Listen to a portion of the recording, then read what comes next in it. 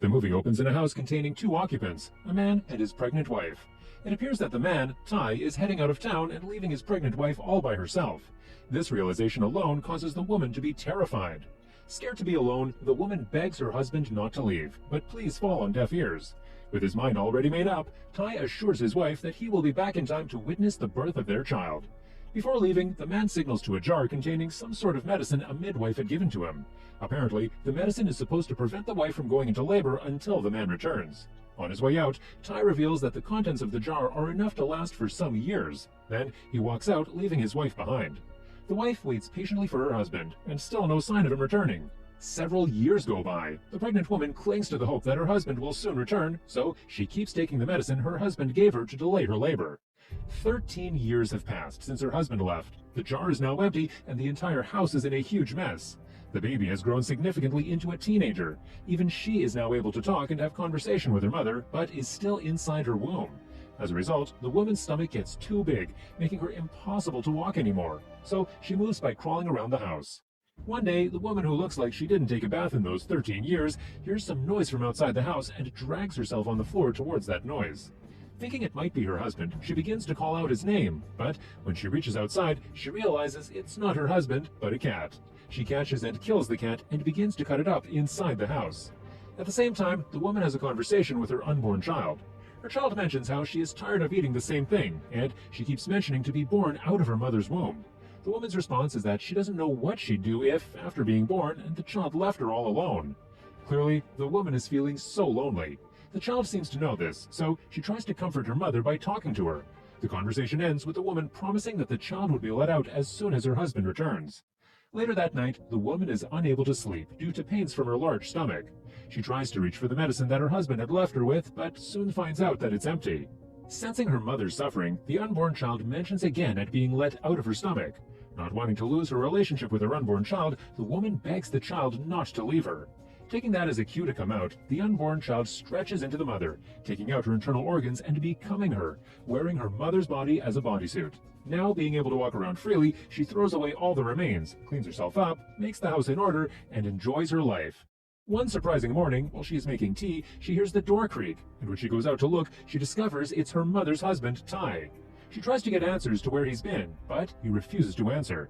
He doesn't tell her anything and replies in a way that implies she's being a nag. Meanwhile, knowing he'd be expecting an explanation for her flat stomach, the woman proceeds to tell him how she lost their child. Ty doesn't sympathize with her. He only suggests that they try again for another child. The woman admits that she doesn't want to repeat the cycle, but she lets him have his way again. Piggy.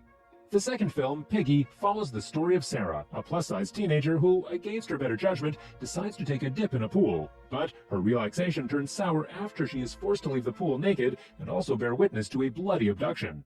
The movie opens with a small pool in a village. A teenage girl named Sarah comes upon this pool. Seeing no one around, she decides to go for a swim. She doesn't realize that there is a van parked beside the pool, suggesting that there are occupants in or around the pool. She leaves, and the next time she comes out, she's in a bikini. Although she begins to second-guess her decision to take a swim, the thrill from the cool water splash gets the best of her, and she decides to go for it. Now closer to the pool, more items reveal that Sarah isn't the only one at the pool. Just outside, there's a pair of broken glasses and a phone, but Sarah doesn't take notice of them.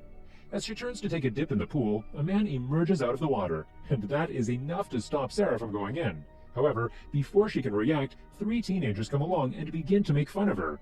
They call her Piggy and accuse her of not informing them about her boyfriend, that is, the man in the pool. Meanwhile, it is obvious that the two have no form of relationship whatsoever. However, the man doesn't try to correct them. He only observes the interaction between Sarah and her bullies. Sarah, on the other hand, jumps into the pool to drown their voices. As the teasing reaches its peak, the man makes his way out of the pool. At the bottom of the pool, there's a lifeguard who has been tied together and gagged, but Sarah doesn't know this. When she emerges from the pool, she doesn't see the girls, so she's a bit relieved. Sadly, however, a leaf skimmer is immediately thrown overhead, and it causes her to struggle to breathe since her head is trapped inside it. Sarah tries to fight her way out of the net. Desperate for help, she cries out to one of the bullies who used to be her friend. It turns out that both Sarah and Claudia used to be best friends, and they even have matching friendship bracelet on both of their wrists. Sarah continues to cry out to Claudia for help, but she isn't given a response or any form of help. Instead, Claudia packs up Sarah's clothes and leaves with the other girls. Sarah tries to get her stuff, but she's unable to. Left with no other choice, she opts for walking down the road with only her bikini on. Along the way, she encounters a group of teenage boys who call her names while walking over to her. Two of the boys assault Sarah despite her attempts to get away from them.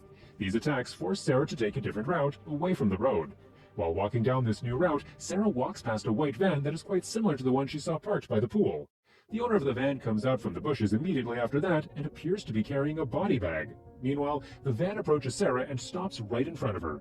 When she looks up, she sees that the van belongs to the man she met at the pool. While she is still wondering what the man may possibly want, he throws her clothes out of the van, and, at the same time, a bloodied Claudia cries for help from the back of the van. Overcome by fear, Sarah pees herself wondering if she is the next victim, but the man makes no move toward her. Although Claudia is covered in blood, which is enough to make anyone concerned, Sarah ignores her just like Claudia did earlier. Eventually, Sarah waves at the man, encouraging him to keep moving. After waving back, the man leaves with Claudia at the back of his van. When the van is out of sight, Sarah picks up her clothes and puts them on. Next, she picks up her phone and contemplates calling the cops, but in the end, she chooses to blast music through her earphones, just like in the beginning. Two strangers who meet 5 times. The destinies of two men keep connecting, leaving their future unpredictable. They first meet when they're still children on a beach, and the rest of their encounters have different stories to tell.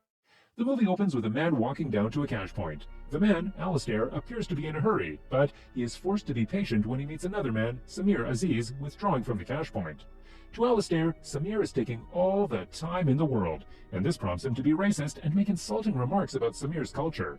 After Samir is done using the cash point, Alistair's remarks force Samir to stop, and he has no other choice than to confront Alistair. The two exchange words, with Alistair leaning more on the racist side. Samir thinks to himself that Alistair is not worth it, so he walks out on him. The movie records this as the second time the two meet. The third time the two meet, Alistair is being considered for an official position in a company that turns out to be owned by Samir. Alistair gets good remarks from his interviewers, which settles his mind that things will end on a positive note. That is, until he gets to meet the CEO of the company. Before Alistair becomes an official employee, one of the interviewers informs him that he has to meet the CEO, and he seems cool with that. Alistair waits for the CEO to arrive, and when he arrives, the two say their greetings. At first, things seem to be going smoothly, but after a moment, Samir recognizes Alistair and asks him if they've met before. Although Alistair said that he has no recollection of their previous meeting, Samir is sure they've met before. It only takes Samir some seconds before he remembers that Alistair was the guy who talked him down at the cash point. Upon this realization, Samir's facial expression changes into anger. Alistair did not get the job. A few years have passed, and the two meet for the 4th time. Alistair is now homeless. Samir seems to have forgotten all about Alistair, but somehow Alistair recognizes Samir among the people who pass by. Samir reveals that he remembers nothing about Alistair, even as Alistair goes on to narrate how Samir didn't employ him in his company several years ago. Although he still struggles to remember, Samir tells Alistair that he'll be back after using the cash point. After a few minutes, Samir returns with a bundle of money. Shocked that Samir stayed true to his word, Alistair is touched by the kind act. He accepts the money with gratitude and tears in his eyes. Samir wishes him well and walks away, and from here, the movie takes us to the first time the two meet. The two first met at a place that appeared to be a beach. They are both building a castle, and Samir, being the older one, is trying to teach Alistair that the sand should go into the bucket. However, they're soon snapped out of this reality after Alistair's mother comes and gets him so they can head home. Together, the mother and son leave, causing Samir to remain all by himself. They say their goodbyes, and that leads to the 5th time the two meet. This time, they have grown old, especially Samir. Samir, who has lost his ability to speak, is in a special home for old persons, and Alistair is a volunteer there. Accompanied by a staff at the home, Alistair walks into Samir's room, unknowingly, and after the two are introduced, Alistair tells Samir that he's going to take good care of him. Samir is pleased about this. As the two continue to smile at each other, Alistair begins to stare keenly at Samir. He asks Samir if they have met before, and although Samir doesn't answer immediately, he smiles back as if to say that they have.